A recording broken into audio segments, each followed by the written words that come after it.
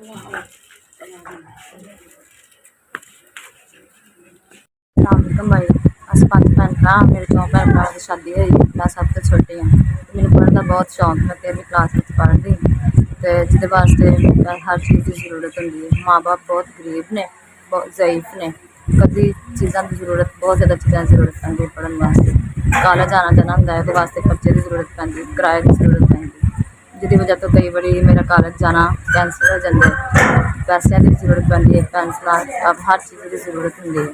जिहड़ी जरूरत मेरे छोटे भैन भरा या वड्डे जिन्हें शादी हुई वो पूरी करते हैं। तो कभी नहीं भी होंगी है, कभी किसी को नहीं पैसे होंगे, जिसकी वजह से मैं बड़ी परेशानी का सामना करना पैंदा है। तो मैंने बहुत शौक है पढ़न का, अगर मेरी हेल्प कर सकते प्लीज़ करा मेहरबानी।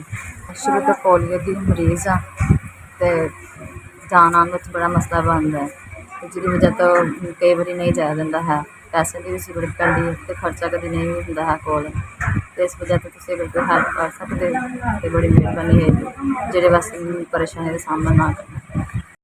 अस्सलाम वालेकुम भाई, तुहाडी तरफों मैनूं 10,000 रुपये मिले है, तुसीं बहुत मेहरबानी, तुहाडा बहुत बहुत शुक्रिया। अल्लाह ताला तुहाडी औलाद की खैर करे, बच्चों की खैर करे, जिथे भी तुसीं रहिंदे हो अल्लाह ताला तुहाडे वास्ते भलाइयां आसानियां पैदा करे।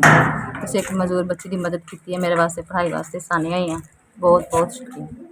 मैं ना पैसों में अपनी ज़रूरत की चीज़ें पूरियां करांगी, रिक्शे का किराया वगैरह जो कुछ भी मेरी ज़रूरत सी मेरी पूरी होएगी। तो अल्लाह ताला तुहाडे वास्ते आसानियां पैदा करे, लंबी जिंदगी दे, हमेशा खुश रखे। अल्लाह ताला बहुत बहुत ज़्यादा आसानियां पैदा करे तुहाडे वास्ते। तुसीं मेरी मदद की इंशाअल्लाह अल्लाह ताला दा अजर सवाब तुहानूं जरूर देगा ऐसी दुनिया च।